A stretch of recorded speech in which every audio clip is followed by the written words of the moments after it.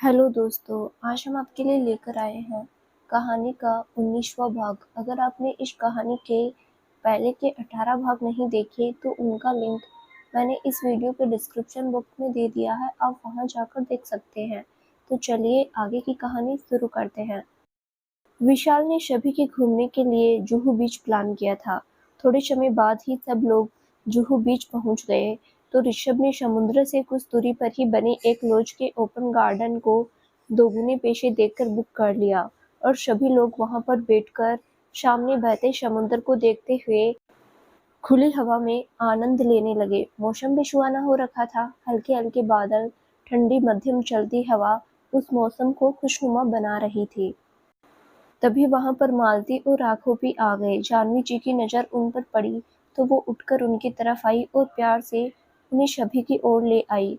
मालती सभी लोगों से पहले ही मिल चुकी थी सिवाय शैलेंद्र जी के, इसीलिए उसने उन्हें हाथ जोड़कर नमस्कार किया और फिर सब अपनी जगह पर बैठ गए। वहीं राघव की नजर बस दीपिका पर थी, तो वहीं दीपिका उसकी तरफ नजर भी नहीं उठा पा रही थी क्योंकि ऋषभ राघव को ही घूर रहा था। अरे भाई, वो भाई था उसका, ऐसे में उसे किसी लड़की का अपनी बहन को देखना उसे अच्छा नहीं लग रहा था, चाहे वो उसके होने वाले पति ही क्यों ना हो। वैसे भी अभी होने वाला था, हुआ नहीं था। पर राघव को कहाँ इन सब बातों से फर्क पड़ता था। वो तो बस बड़ी शिद्दत से अपनी मोहब्बत दीपिका को घूरने सॉरी मतलब ताड़ने में लगा हुआ था।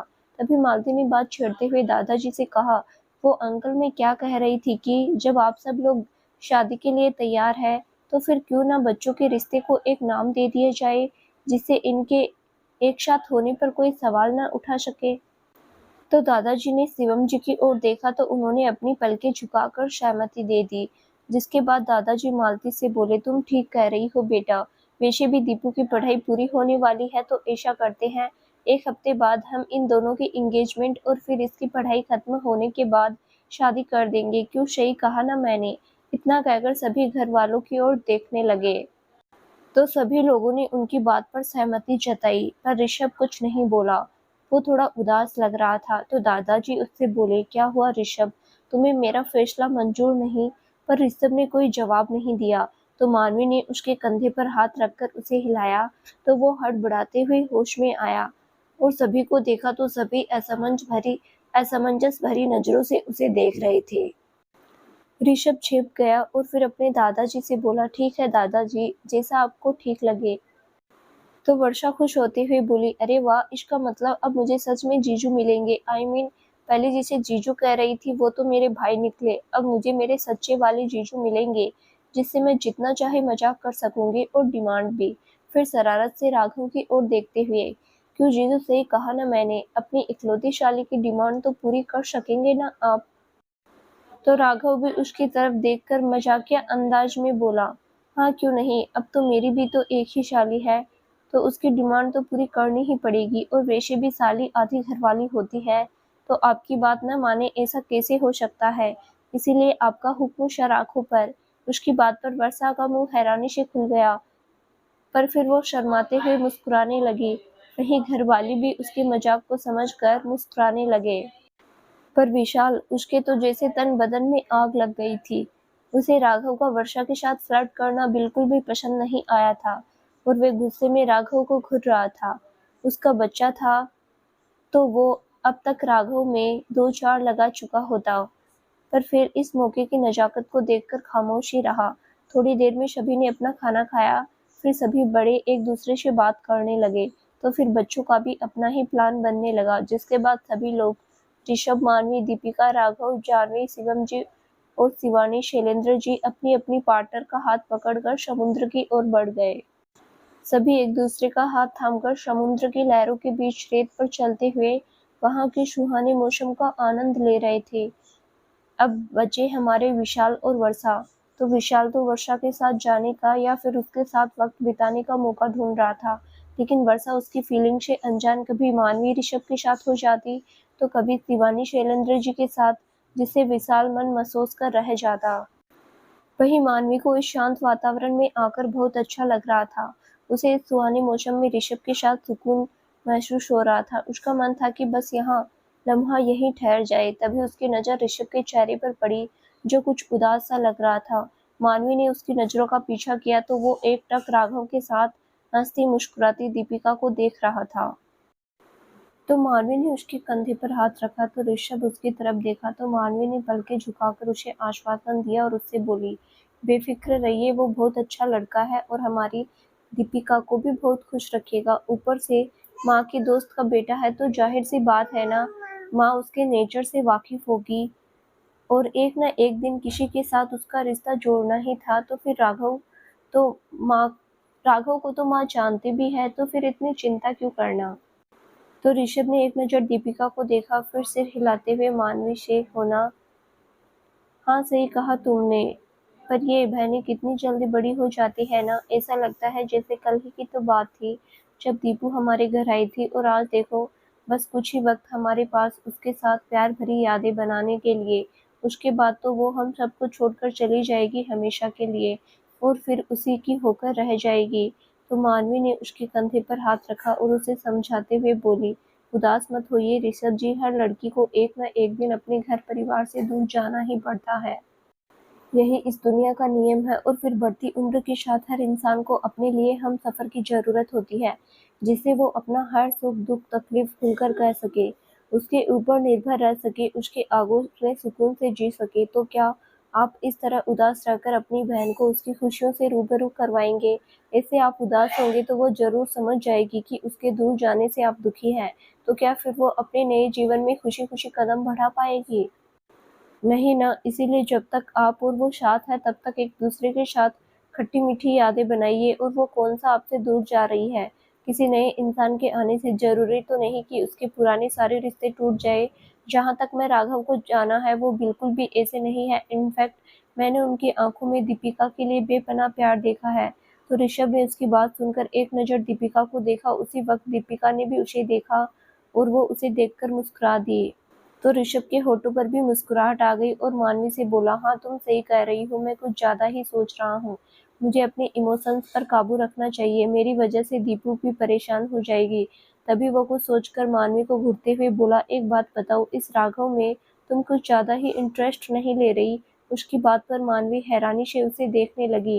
वहीं ऋषभ आगे, नहीं मेरा मतलब, आज तक तुम्हें मेरी आंखों में मेरा प्यार नजर नहीं आया, लेकिन आज उसकी आंखों में दीपू के लिए प्यार नजर आ गया। घुरते हुए, मेरी एक बात कान खोलकर सुन लो मिसेस सहगल, अगर आज के बाद मेरे अलावा किसी और की आंखों में देखने की कोशिश की ना, तो उस इंसान की जिंदगी में वक्त से पहले अंधेरा हो जाएगा। इसीलिए ध्यान रहे, तुम्हारा एक इकलौता पति मैं हूँ, मेरे पास आँख कान नाक सब है और जब तुम चाहो घुरकर मुझे देख सकती हो। उसकी बात पर मानवी हैरानी से उसे देखने लगी और फिर हल्के गुस्से में उससे बोली, बस यही बात मुझे आपकी बिल्कुल अच्छी नहीं लगती। जब देखो हर किसी से जलना, एक दिन जल जल कर काले कोयले हो जाएंगे आप। मुझे समझ नहीं आता आपको प्रॉब्लम क्या है। किसी से मैं बात करूं तो प्रॉब्लम, कोई मुझसे बात करे तो प्रॉब्लम, खास तौर पर वो लड़का हो तो और भी ज्यादा। आपका नाम ना ऋषभ सहगल नहीं बल्कि जलज सहगल होना चाहिए। अब ना आप मुझसे बात ही मत करना, मैं जा रही हूँ। इतना करके गुस्से में जानवी जी की ओर बढ़ गई। विशाल रह रहकर बार-बार वर्षा की तरफ देख रहा था, जो कि मुस्कुराते हुए शिवानी और शैलेंद्र जी से बात कर रही थी। वो बहुत देर से उससे बात करने का प्लान कर रहा था, लेकिन उसे वर्षा अकेले में मिल ही नहीं रही थी। तभी अचानक उसकी नज़र अकेले खड़े ऋषभ पर पड़ी। उसने इधर-उधर देखा तो मानवी उसे एक जगह अकेले दिखाई दी। तो उसके दिमाग में एक आइडिया आया और वो मुस्कुराते हुए मानवी की ओर बढ़ गया। मानवी के पास जाकर मानवी से बोला, कैसा लगा भाभी आपको यहाँ आकर?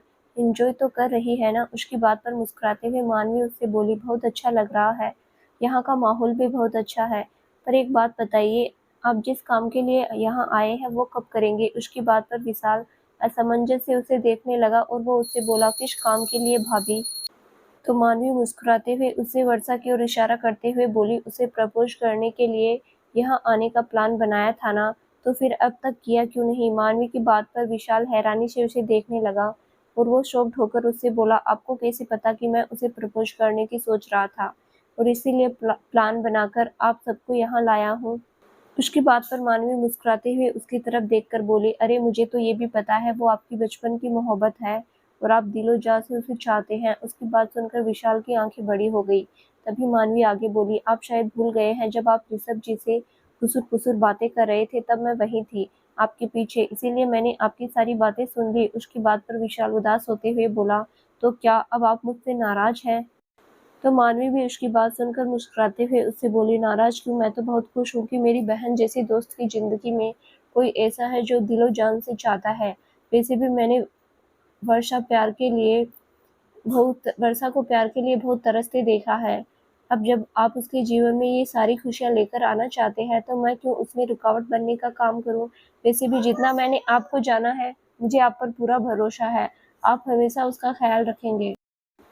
उसकी बात पर विशाल खुश हो गया और वो मानवी से बोला, थैंक यू भाभी, thank you so much, and I promise मैं कभी आपके भरोसे को टूटने नहीं दूंगा।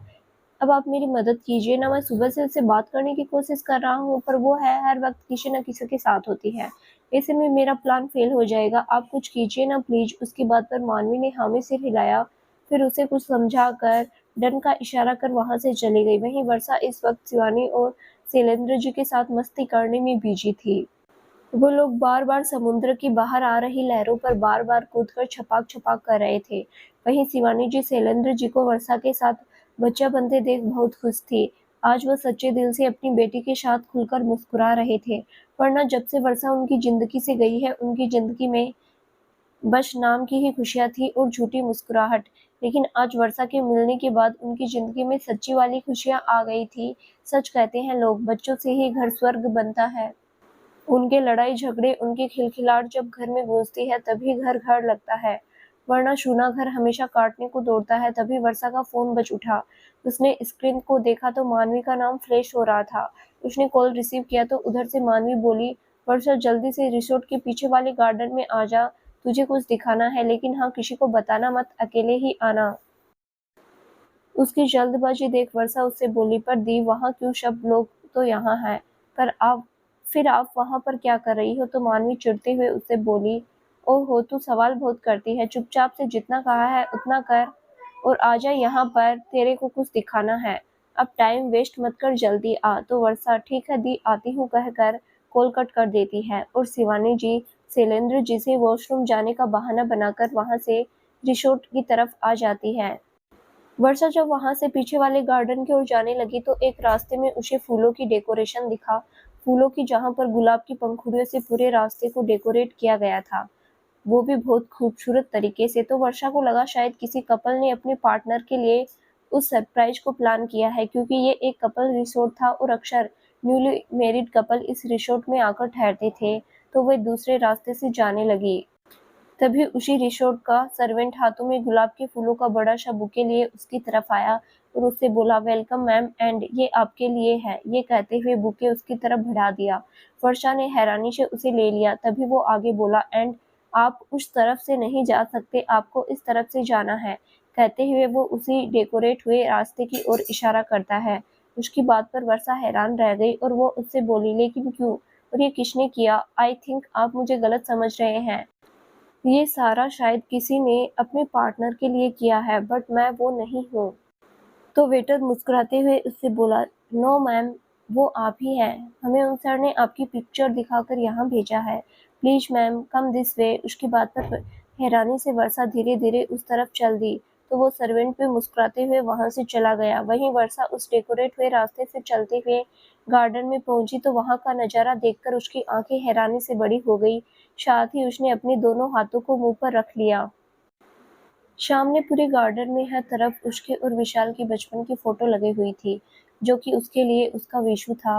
हर फोटो में दोनों अलग अलग जगह है, लेकिन एक दूसरे के साथ एक दूसरे का हाथ थामे चल रहे थे, जैसे अगर उनका हाथ छूटा तो वो एक दूसरे से हमेशा के लिए जुदा हो जाएंगे। वहीं वर्षा का ध्यान थोड़े आगे गया तो वहां बड़ा सा बोर्ड लगा हुआ था, जिस पर फ्लावर और बलून से आई लव यू वीनू लिखा हुआ था, जिसे पढ़कर वर्षा हैरानी के साथ नम आंखों से मुस्कुराने लगी और अपनी नजरें इधर-उधर घुमाते हुए अपने विशु को ढूंढने लगी। आखिर वो भी बचपन से उसके लिए तड़पी थी, उसे कुछ याद हो या ना हो, लेकिन अपने गले में लॉकेट में उस फोटो को देखने से उसे हमेशा से अपने विशु को देखने का मन करता था। साथ ही उसके जेहन में विशु का नाम बस गया था, जो कि बढ़ती उम्र के साथ भी उसके जेहन से नहीं निकला। साथ ही सपने में उसके साथ बिताए हुए धुंधली यादें उसे दिखाई देती थी। और अब जब वो उसके इतने करीब थी तो उसकी आंखों में उसे देखने के लिए बेताब थी, लेकिन वो था कि उसे कहीं दिख ही नहीं रहा था। तभी उसके कानों में एक जानी-पहचानी सी आवाज़ पड़ी। वो अपनी नज़र घुमाकर इधर-उधर देखने लगा, पर उसे कोई नहीं दिखा। वही विशाल, जो वहीं एक तरफ पिलर के पीछे छुपकर खड़ा था, वो वर्षा को इस तरह बेचैन देखकर मुस्कुराया और अपने मन में, "सुबह से तड़पा रही हो ना मुझे, अब तुम भी तड़पो कुछ देर मुझे देखने के लिए।" इसके बाद वो छुपते-छुपाते फ़ोटोज़ उसके पीछे से होते हुए उस बड़े से बोर्ड के पीछे आया और वहाँ रखे माइक को लेकर एक नज़र वर्षा को देखकर मुस्कुराया, फिर माइक ऑन कर उसमें बोलने लगा। एक लड़की थी, छोटी-सी, बहुत प्यारी, बहुत मासूम, लेकिन सिर्फ़ शक्ल से थी वो बहुत नकचड़ी। प्यार से सब लोग उसे वीनी कहते थे, लेकिन वो इतनी नकचड़ी थी, अपने भाई के टॉय लेने के लिए ज़िद करने लगती। और जब वो नहीं देता तो झूठ-मूठ का रोकर उस पर डाँट पड़वा देती और बेचारा भाई मन महसूस कर रह जाता और अपनी माँ की डाँट के आगे उसे अपने टॉय उस लड़की को देने पड़ते, जिससे वो हमेशा खिलखिलाकर हँस पड़ती। हर साल अपनी स्कूल की छुट्टियों में समर वेकेशन के लिए अपनी माँ के साथ अपने मामा जी के घर आया करती थी। उसकी बात सुनकर वर्षा हैरानी से नजरें घुमाते हुए चारों ओर देख रही थी। साथ ही अतीत की यादों के कुछ धुंधले दृश्य उसके आगे चलने लगे थे। विशाल आगे बोला, वजह थी उसके ऋषभ भाई के लिए। दोनों भाई बहन एक दूसरे से जितना लड़ते थे उतना ही एक दूसरे को प्यार भी करते थे। एक दिन दोनों भाई बहन अपने परिवार के साथ समर वेकेशन एंजॉय करने के लिए वाटर पार्क गए, जहां उस लड़की की मुलाकात उसके भाई के दोस्त विशु से हुई। उस लड़के को पानी में तैरना नहीं आता था, इस वजह से वो पानी के करीब जाने से भी डर रहा था। तो उस छोटी सी डोल ने उसका डर दूर करने के लिए अपने नन्हे-नन्हे हाथों से उसके हाथ को थाम लिया और उस लड़की के साथ चलते हुए उसे हिम्मत देने लगी। यहीं से शुरू हुई उनकी दोस्ती। जो लड़की किसी से अपनी चीजें शेयर नहीं करती थी, वो उस लड़की के साथ अपने टॉयज, अपनी हर एक चीज शेयर करने लगी। एक स्पेशल बॉन्ड बन गया था इन दोनों में। लेकिन फिर एक दिन छुट्टियों के बाद उस लड़की को वापस जाना पड़ा, जिसके बाद दोनों ही फ़ोन पर एक दूसरे से बात कर लेते और एक दूसरे के वापस आने की राह देखते हुए इंतज़ार करने लगते। उस लड़की के जाने के बाद वो लड़का कुछ खामोश हो गया था, वहीं वो लड़की भी शांत सी हो गई थी। देखते ही देखते कब टाइम बीता और वो लड़की दोबारा वापस आई, तब तक दोनों की फीलिंग एक दूसरे को लेकर बहुत स्ट्रॉन्ग हो गई थी। दोनों ही उम्र में बच्चे थे, लेकिन उनकी दोस्ती उनकी उम्र से बढ़कर हो गई थी। एक दूसरे को देखे बिना उन दोनों की शाम और सुबह नहीं होती थी। वो लड़का उस लड़की से उम्र में बड़ा था, इसीलिए उसे कहीं हद तक अपनी फीलिंग का एहसास हो चुका था कि शायद प्यार में बदल गई थी। पर कच्ची उम्र होने के बजट में अपनी फीलिंग्स को लेकर श्योर नहीं था। लेकिन अचानक से एक दिन सब कुछ बदल गया और वो लड़की उस लड़के से हमेशा के लिए दूर हो गई। तब उस लड़की को एहसास हुआ कि हम दोनों की उम्र बेशक कच्ची हो, लेकिन हम दोनों के बीच प्यार का एहसास पक्का हो चुका था। वो उससे बेइंतहा प्यार करने लगा था, इसीलिए वो लड़का दिन-रात उस लड़की का इंतज़ार करने लगा। इसी आश में कि किसी दिन वो वापस ज़रूर आएगी, और इसी इंतज़ार में उसने सालों बिता दिए। ना तो खुद अपनी ज़िंदगी में आगे बढ़ा, ना किसी को अपनी ज़िंदगी में आने दिया, और उसका विश्वास सच्चा निकला। वो लड़की आई, बस वो बेवकूफ़ ही उसको पहचान नहीं पाया। इतना कहते हुए वो उस बोर्ड के पीछे से निकलकर वर्षा की तरफ पीठ करके खड़ा हो गया। उसकी आँखें नम हो गई थीं। अतीत को याद करते हुए वही वर्षा जो इधर-उधर देख रही थी, उसकी नज़र बोर्ड के पास खुद की तरफ पीठ किए उस शख्स पर पड़ी, जिसने मैरून शर्ट और ब्लैक पैंट कैरी किया हुआ था, पर हाथ में पकड़े माइक से साफ पता चल रहा था कि अभी जो बोल रहा था वो शख्स सही है, यही है। उसे देखते ही वर्षा नम आंखों से मुस्कुरा उठी थी। वो तेज कदमों से उसकी तरफ जाने लगी तो विशाल के पास पहुंची और उसने जल्दी से मुस्कुराते हुए उसकी पीठ पर हाथ लगाकर उसे अपनी तरफ घुमाया। तो उसकी नज़रें विशाल के आंसू भरी आंखों से जा मिली। एक पल को विशाल को अपने सामने देख वो हैरान रह गई और 2 कदम पीछे हट गई, लेकिन जो कुछ विशाल ने बोला वो उसे झुठला नहीं सकती थी। इसीलिए वो वापस से विशाल के करीब आकर एकटक उसके चेहरे को देखने लगी, फिर अपने हाथ को उसके चेहरे की ओर बढ़ाते हुए, अटकते हुए उससे बोली, तो तुम ही मेरे विशु हो। तो विशाल उसकी बात बीच में काटते हुए उसके हाथ को थामकर अपने गाल से लगाते हुए मुस्कुराकर उससे बोला, हाँ, मैं ही तुम्हारा विशु उर्फ विशाल हूँ। इतना कहते हुए अपने दूसरे हाथ में पकड़े टॉय हारमोनियम को उसके सामने कर देता है, जिसे बचपन में दोनों मिलकर बजाया करते थे। उसे देखकर वर्षा को कुछ धुंधली यादें आने लगी थी, जिसमें एक छोटी सी बच्ची एक लड़के का हाथ पकड़े एक बड़े से पत्थर पर बैठी हुई थी। वही वो लड़का उस लड़की के लिए हारमोनिया को बहुत प्यार से बजा रहा था। वही वो लड़की अपने दोनों हाथों को गाल से टिकाई प्यार से मुस्कुराते हुए उसे देख रही थी। यह याद आते ही वर्षा एकदम से आगे बढ़कर विशाल के गले लग गई। वहीं विशाल ने भी उसे कसकर अपनी बाहों में भर लिया और बेचैनी से उसकी खुशबू को अपनी सांसों में बसाने लगा, साथ ही अपनी शालों की तड़प को कम करने लगा। दोनों की आंखों में आंसू बह रहे थे, पर दोनों एक दूसरे के बाहों में थमे हुए थे। तभी वर्षा रोते हुए उससे बोली, I miss you Vishu, miss you so much. कहाँ चले गए थे तुम मुझे छोड़कर? तुम्हें पता है मुझे तुम्हारी बहुत याद आती थी, पल पल मर रही थी तुम्हारे बिना। हर रात सपने में तुम्हारा चेहरा मेरी आंखों के सामने आता था, पर मैं समझ नहीं पाती थी कि तुम कौन हो। बड़े होने के साथ-साथ बचपन की यादें भी धुंधली हो गई थी, पर कभी तुम्हारे चेहरे और तुम्हारे नाम को अपने ज़हन में नहीं निकाल पाई। लेकिन आज तुमने उन सभी यादों को फिर से ताज़ा कर दिया। वादा करो अब कभी मुझे छोड़कर नहीं जाओगे। तो विशाल भी उस पर अपनी पकड़ कसते हुए बोला, नहीं वीनू, ना मैं तुम्हें छोड़कर गया, ना ही तुम मुझे। बस उस वक्त हालातों ने हमें एक दूसरे से जुदा कर दिया था और तुम्हारे बिना मैं भी जी नहीं रहा था, पल-पल मर रहा था। मेरा भी तुम्हारे बिना कुछ यही हाल था। वीनू दिन रात तुम्हें याद करता था, तुम्हें देखने के लिए तरसता था, जी चाहता था दौड़कर तुम्हारे पास आऊं, लेकिन नहीं जानता था तुम कहाँ हो, वरना कब का तुम्हें ले आता। लेकिन अब मैं तुम्हें कभी दूर नहीं जाने दूंगा खुद से। तुम जाना भी चाहोगी तब भी। तो वर्षा अपने चेहरे को उठाकर उसकी ओर देखकर मुस्कुराते हुए बोली, सच्ची? तो विशाल भी प्यार से उसके गालों पर आ रहे बालों को पीछे करते हुए बोला, मुझी। तो वर्षा ने एक्साइटमेंट में जल्दी से आगे बढ़कर उसके गाल पर किस कर दिया। तो विशाल हैरानी से आंखें फाड़े अपने गाल पर हाथ रखे उसे देखने लगा। तभी वर्षा को अपनी गलती का एहसास हुआ, तो उसने दांतों तले अपनी जीभ दबा ली। फिर एक नज़र विशाल को देखा, जो अभी भी हैरान था। फिर आगे बढ़कर उसके गले लग गई, तो विशाल के हाथ भी खुद ब खुद उसकी पीठ पर कस गए और उसके लब मुस्कुरा उठे। आज उन दोनों की मोहब्बत भी मुकम्मल हो गई थी। बस उनके रिश्ते को एक नाम मिलने की देर थी। वहीं दूसरी तरफ मानवी ऋषभ से नाराज होकर उससे दूर एक बड़े से पत्थर के पास आकर खड़ी हो गई और सामने समुद्र में उड़ती लहरों को देखने लगी। ठंडी हवा चल रही थी, जिसकी वजह से उसके बाल हवा में उड़ रहे थे। हवा की ठंडक उसके चेहरे पर भी महसूस हो रही थी, जो उसे सुकून पहुंचा रही थी। उसे महसूस कर उसके होठों पर मुस्कुराहट आ गई। असल में वो जानबूझकर ऋषभ से नाराज होने का नाटक करके यहाँ आई थी, ताकि ऋषभ का ध्यान दीपिका पर से हट जाए और उसकी उदासी दूर हो जाए। तभी पीछे से किसी ने उसे अपनी बाहों में भर लिया। उसकी छुअन महसूस कर मानवी ने सुकून से अपनी आंखें बंद कर ली। उसके एहसास को वो कैसे नहीं पहचानती कि वो कोई और नहीं, उसका ऋषभ है। उसके होठों पर मुस्कुराहट आ गई। तभी ऋषभ ने अपने हाथ उसके कंधों पर से बालों को हटाकर दूसरे कंधे पर कर दिया और अपने चेहरे को उसके कंधे पर टिका दिया। फिर उसके कान में अपनी गर्म सांसें छोड़ते हुए बोली, क्या इस सुहाने मौसम में एक दूसरे के साथ वक्त बिताने की जगह नाराजगी का नाटक करना जरूरी है? तो मानवी पीछे से मुड़कर उसे घुरकर देखा और उससे बोली, अच्छा, तो अब आपको मेरा नाराज होना भी नाटक लग रहा है। जाइए, मुझे ना आपसे बात नहीं करनी। इतना कहकर उसकी बाहों से निकलने की नाकाम कोशिश करने लगी। जब खुद को ऋषभ की बाहों से आज़ाद नहीं करवा पाई, तो फिर शांति से खड़ी हो गई।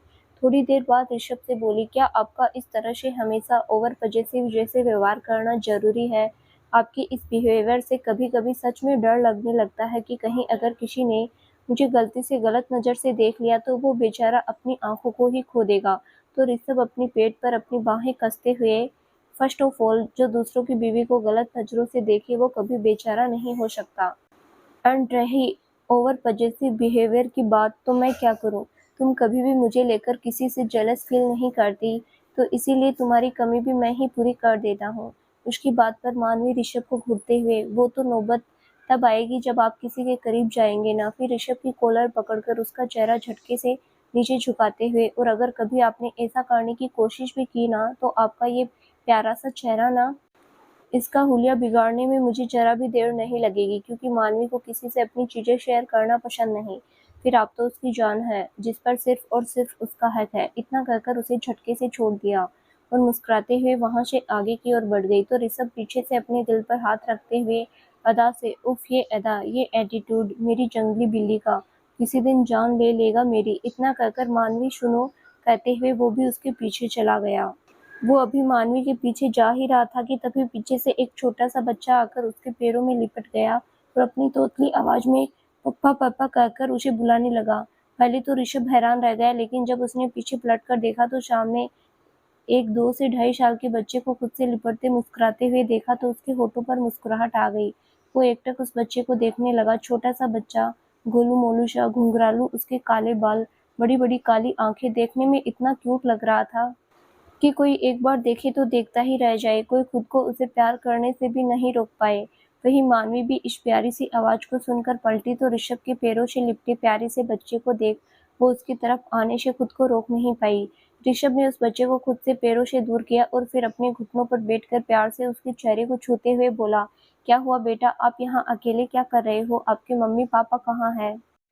पर वो इतना छोटा बच्चा कहाँ से उसकी बातों का मतलब समझकर जवाब देता। वो तो बस मुस्कुराते हुए आगे बढ़कर ऋषभ के सीने से लिपट गया और अपनी छोटी सी अंगुली से सामने इशारा करके बोला। बच्चा अपनी तोतली आवाज में ऋषभ के सीने से लिपटते हुए सामने देखकर अपनी छोटी अंगुली से इशारा करते हुए, पप्पा पप्पा आइसक्रीम। वही उस बच्चे के अपने सीने से लग जाने के कारण ऋषभ का दिल एक अलग ही एहसास से गुजरा और जब उसने उस बच्चे को सामने इशारा करते हुए देखा तो उसकी नज़रों का पीछा कर उसकी नज़र सामने आइसक्रीम के ठेले पर गई। उसने उस बच्चे की आंखों में देखा, जिसकी आंखों में उस ठेले को देखते हुए चमक थी, तो ऋषभ के होठों पर मुस्कुराहट आ गई। उसने उस बच्चे को गोद में उठाया और मुस्कुराते हुए मानवी का हाथ थामकर उन दोनों को लेकर आइसक्रीम के ठेले की ओर बढ़ गया। वहां जाकर उसने उस ठेले वाले से 2 आइसक्रीम ली और एक उस बच्चे को पकड़ा दी और एक मानवी को, तो वो बच्चा मुस्कुराते हुए प्यार से खाने लगा।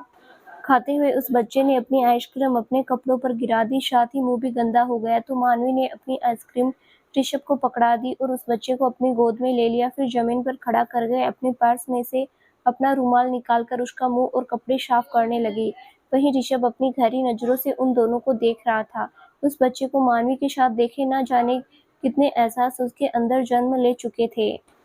अभी मानवी उसका मुंह साफ करके उठी ही थी कि अचानक एक औरत भागकर उनके पास आई और उस बच्चे को गोद में उठाकर अपने सीने से लगा लिया और रोते हुए उससे बोली, बेटू अब कहाँ चले गए थे? पता है मम्मा कितनी परेशान हो गई थी आपको ढूंढते हुए। बच्चे, ऐसे छोटे बच्चे कहीं नहीं जाते, आपको कुछ हो जाता तो मम्मा की तो जान ही निकल जाती। तो मानवी मुस्कुराते हुए उससे बोली, ये आपका बच्चा है? तो वो औरत मानवी से, हाँ बहन, दरअसल इसे भूख लगी थी तो मैं इसे इसकी नैनी के साथ छोड़कर इसे इसके लिए दूध लेने चली गई और जब वापस आए तो ये वहां से गायब था। नैनी भी इसे ढूंढ ढूंढ कर परेशान हो गई। ये बहुत शैतान है, हमारी नज़र हटते ही हमें चकमा देकर वहां से भाग जाता है। वैसे आपका बहुत बहुत शुक्रिया जो आपने इसका ख्याल रखा। तो मानवी मुस्कुराते हुए उससे बोली, अरे नहीं दी, शुक्रिया की कोई बात नहीं, वैसे भी इसने हमें परेशान नहीं किया, आपका बच्चा बहुत प्यारा है। उसकी बात पर वो औरत मुस्कुराते हुए शुक्रिया कहकर अपने बच्चे को लेकर वहां से चली गई। वहीं वो बच्चा बार बार मुड़ मुड़ कर मुस्कुराते हुए ऋषभ को देख रहा था। वहीं ऋषभ भी उसे खुद से दूर जाते देखकर एकटक देख रहा था। दिन भर ऐसे ही बीता। सभी लोग शाम होते ही बीच से लौट आए। मालती राघव के साथ अपने घर वापस चली गई विशाल अपने घर, क्योंकि अब उसकी माँ मुंबई वापस आने वाली थी। दिन भर मस्ती के कारण सभी लोग बहुत थक चुके थे। ऋषभ ने रात का खाना सभी के लिए बाहर से ऑर्डर कर दिया। खाना खाने के बाद सभी अपने अपने कमरों में सोने चले गए। अंदर ऋषभ के कमरे में ऋषभ अपने बेड पर बैठा किसी गहरी सोच में डूबा हुआ था। तभी मानवी अपनी नाइट गाउन को पहने बाथरूम से बाहर आई। उसने एक नजर ऋषभ को देखा जो किसी सोच में डूबा हुआ था और फिर आईने की तरफ बढ़ गई। उसने अपने बाल सही किए, हाथों में लोशन लगाया और आकर ऋषभ के पास बैठ गई। उसने ऋषभ के सामने चुटकी बजाई और बोली, कहाँ खोए हो, सोना नहीं है क्या? उसकी आवाज सुनकर ऋषभ होश में आया और सामने देखा मानवी उसे देख रही थी। तो ऋषभ उसकी तरफ देखकर बोला, मानवी वो बच्चा कितना प्यारा था ना, मुझसे कैसे तोतली आवाज में पापा पापा आइसक्रीम बोल रहा था। तो मानवी भी उस बच्चे को याद करते हुए, हाँ सच में बहुत प्यारा बच्चा था। अच्छा, तो आप उसी को याद कर रहे हैं, तभी मैं सोचूं आप ऐसी कौन सी गहरी सोच में डूबे हुए हैं जिससे आपको मेरे आने का एहसास तक नहीं हुआ। तो ऋषभ खोए हुए अंदाज में, हाँ उसी को याद कर रहा था। वो पहला ऐसा बच्चा है जिसने पहली बार मुझे एक बाप होने का एहसास से रूबरू करवाया और फिर अपनी माँ के साथ चला गया, मेरे दिल में नए एहसासों को जगाकर। उसकी बात सुनकर मानवी ने ऋषभ की ओर देखा तो उसकी आंखों में उन लम्हों को याद करते हुए एक अलग ही चमक थी। तो मानवी उसके कंधे पर हाथ रखकर, तो वो छोटे बच्चे आखिर होते ही इतने प्यारे हैं, किसी को भी उनसे प्यार हो जाए और उनका मन इतना निश्चल होता है कि अपनी पराई में फर्क नहीं कर पाते। खैर उसे तो जाना ही था ऋषभ जी, आखिर कोई बच्चा अपनी माँ से कब तक दूर रहेगा? आपने सुना नहीं उसकी माँ कितना घबराई हुई थी उसके ना मिलने पर। अब चलिए रात बहुत हो गई है, कल आपको ऑफिस भी जाना है, इसीलिए अब आराम कीजिए। इतना कहकर लेटते हुए कंबल से अपने आप को कवर करने लगी कि ऋषभ ने एकदम से उसका हाथ पकड़ लिया और उसे लेटने से रोक लिया। मानवी हैरानी से उसकी ओर देखने लगी तो वो मानवी के करीब आते हुए बोला, मुझे भी उसके जैसा प्यारा सा बेबी चाहिए। उसकी बात सुनकर मानवी हैरान रह गई। उसकी आंखें हैरानी से बड़ी हो गई। वो एकदम से बोली, क्या? तो ऋषभ बच्चों की तरह जिद करते हुए बोला, हाँ मुझे भी पापा बनना है, उसके जैसा बेबी चाहिए। आज उस बच्चे को देखकर मुझे ऐसा लग रहा है जैसे वो मेरा ही बच्चा है, लेकिन वो उस औरत का था, इसीलिए वो उसे ले गई। काश उसकी जगह हमारा बच्चा होता तो कोई उसे हमसे दूर नहीं कर पाता। इसीलिए मुझे अब अपना बच्चा चाहिए। उसे इस तरह बच्चों की तरह जिद करते देख मानवी हल्के गुस्से में, बस ऋषभ जी, ये क्या बच्चों की तरह जिद कर रहे हैं? अरे बच्चे पेड़ पर थोड़ी ना उगते हैं जो हाथ बढ़ाया और तोड़कर आपको दे दूं। अरे ये सब तो भगवान के ऊपर है, और आप है कि बेवजह बच्चों की तरह जिद कर रहे हैं। तो ऋषभ अपनी बात पर अड़ते हुए, हाँ तो मैं करूंगा बच्चों की तरह जिद। वैसे भी यहाँ कोई बच्चा नहीं है, अगर बच्चा होगा तो वो मेरी पोजीशन ले लेगा और फिर मैं मैच्योर बन जाऊंगा। और हाँ, भगवान के हाथ में कुछ नहीं होता, बच्चों के लिए मेहनत हमें ही करनी पड़ेगी, बस उसका फल देना न देना भगवान के हाथ में है। मुझे भी पता है बच्चे पेड़ पर नहीं उगते। उसकी बात पर मानवी गुस्से में उसकी तरफ से अपना मुंह फेरकर दूसरी तरफ करवट लेकर लेटते हुए बोल, आप पागल हो गए हैं, मुझे ना आपसे बात ही नहीं करनी। तो ऋषभ भी गुस्से में, हाँ तो ठीक है, मत करो बात। मैं तुमसे वैसे भी जब भी कुछ कहता हूँ तो तुम्हारी उसमें आनाकानी शुरू हो जाती है। लेकिन कोई बात नहीं, इस बार जब तक तुम मेरी बात नहीं मानती ना, तब तक मैं भी अपनी बात पर अड़ा रहूंगा। हर बार तुम्हारी चलती आई है ना, पर इस बार मेरी ही चलेगी। इतना कहकर वो गुस्से में हल्के से उसकी पीठ में थप्पड़ मारकर करवट फेर कर लेट गया। तो दोस्तों आगे क्या होगा जानने के लिए इस कहानी का अगला भाग जरूर देखें, जो बहुत जल्द ही इस चैनल पर प्रसारित किया जाएगा। धन्यवाद।